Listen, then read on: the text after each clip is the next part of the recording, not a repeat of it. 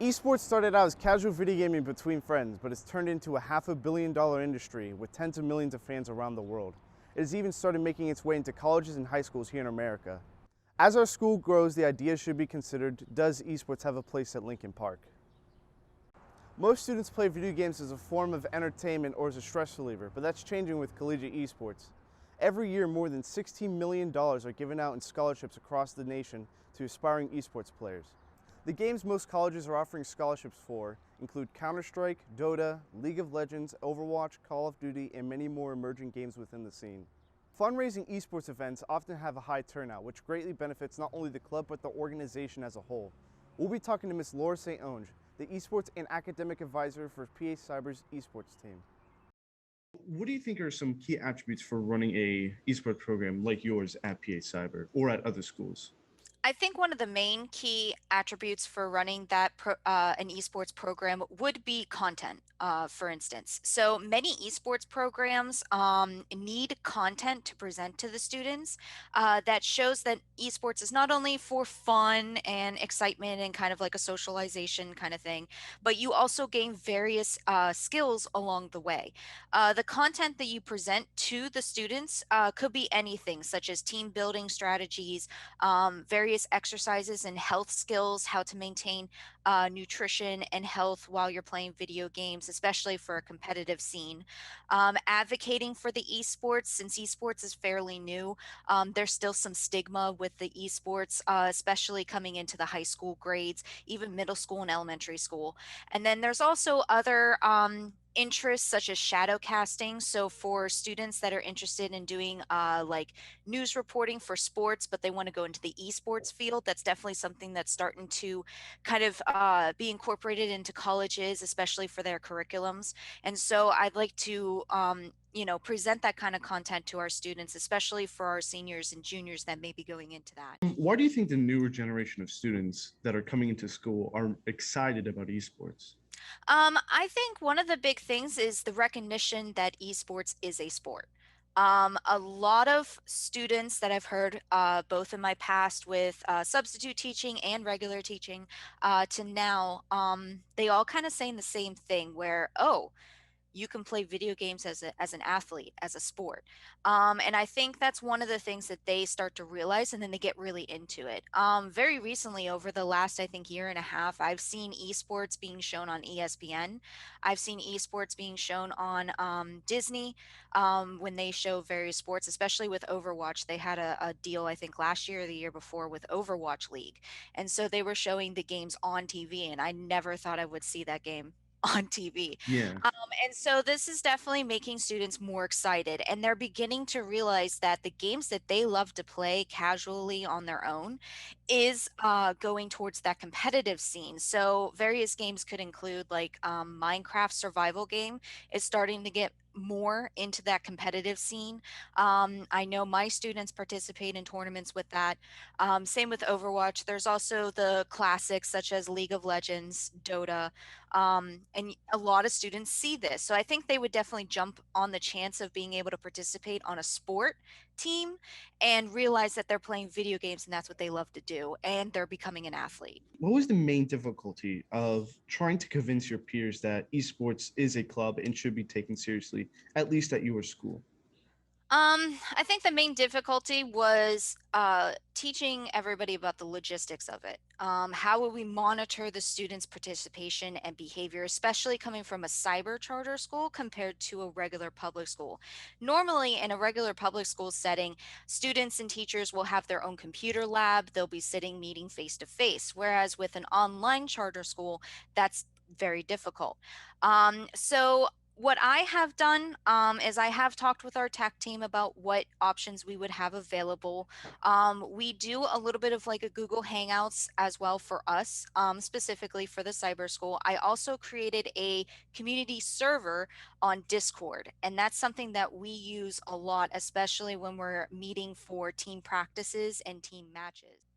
All right. Well, thank you, Laura, for being here with us today and sharing all this, great information with us. It was a pleasure learning from you, and hopefully we'll be able to have an esports program like yours be applied here for us at Lincoln Park. All right, wonderful. Thank you so much for having me. As esports becomes more mainstream, its viewership rivals those of standard sports. Estimates have shown that esports viewership is higher than golf, rugby, and even on par with baseball, according to Roundhill Financial. One of the most valuable features that an esports club would offer is the lessons it could teach in tech, especially for those interested in the broadcast industry. Live streaming esports requires commentators, graphics, and other technical knowledge that Lincoln Park's broadcast department teaches. We have the founder and head organizer of SMAC, Timothy Legenzoff, who has had a lot of experience shooting live broadcasts. How many people operate the broadcast side of your events? Sure. So the number of people we have operating our broadcast or our stream, they're essentially one and one. So we always have our main streamer, and so that's one person. They are basically running the actual like overlays in the active match. We'll also have a backup person, so that's two individuals. They'll fill in for them if needed. Also, kind of act as a liaison for the rest of the tournament, so that main streamer is not distracted. So really, the core operation of the stream is two people. However, there's other people that I would still include in that number just because of what they do for that. So typically, we'll have at least one TO who's also supervising the broadcast. So the workflow, if you could imagine, is really like three people operating the broadcast in total. We'll all help set it up, but overall, it's one person actually running the broadcast, and then we have two people that are assisting them. So three in total, I would say. How far in advance do you plan for these live broadcasts? Sure. So we start planning live broadcasts pretty far in advance. So anytime we have a new tournament series starting up, which again, I mentioned we're in the process of starting a brand new weekly return to in-person play here with Team SMAC. So we'll spend for a new tournament at least a month preparing. That includes the logo, the overlays for the broadcast, making sure all of those are well polished, making sure the hardware is ready to go and tested. So we'll spend a good month for a first time event. After that, they're usually like weekly recurring series. And so we'll usually spend about a day, I would say, a day or two just preparing for the next weekly. It gets easier because you continue to run it week to week. You kind of learn what problems you have with the venue, what problems you have with your equipment, and you can resolve those basically within a day. I would also say that depends on how big your crew is, your team. We're fortunate because, including myself, there's 6 of us. And then we have a couple volunteers as well that help us out. So at our core, we have plenty of staff that are able to help us to prepare. So I'd say usually for a new tournament series, give yourself a couple weeks to prepare just to be safe. Larger scale tournaments, give it up to a month or more. Depending how many people. If you want like 100, 200 people at your event, you're going to want to plan that longer. But if it's a weekly and you're already kind of doing it week to week, give it a couple days, make sure you have, all your ducks in a row, so to speak, and then you'll be good to go.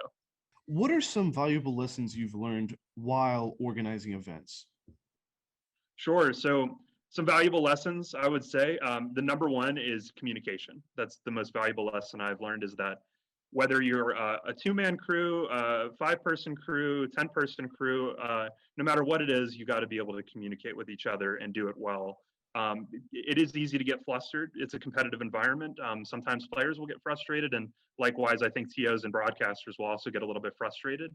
And if mistakes happen, like I said, you just kind of got to be cool, collected, and communicate. If you're having trouble or problems, just reach out to another person and communicate. So that's one of the valuable lessons that I've learned on the road. And I've streamed and I've also run from the TO side. And so that has been something that's been an issue, but also totally resolvable. And we get better because of that. So that's a lesson I learned. The second thing, if I could add to that as well, is be detail oriented. That's probably the second thing I would say. Like I said, there's a lot of moving parts that go into a tournament and running broadcast. And the biggest thing that separates your tournament from all the others that occur, because there are a lot, is how much do you cater to the audience and your community?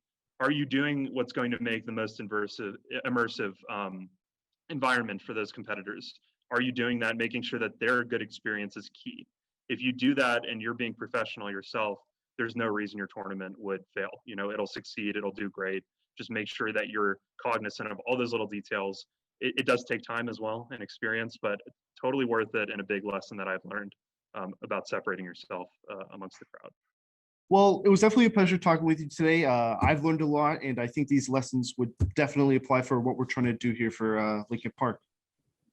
Yeah, likewise. Thank you so much for having me on and for this interview. I really appreciate the opportunity to discuss these things. And genuinely, I hope that at Lincoln Park, you guys can get a great program started, both tournament organizing and broadcasting. And if there's ever anything that I can help with in the future or anybody on our team, please don't hesitate to reach out.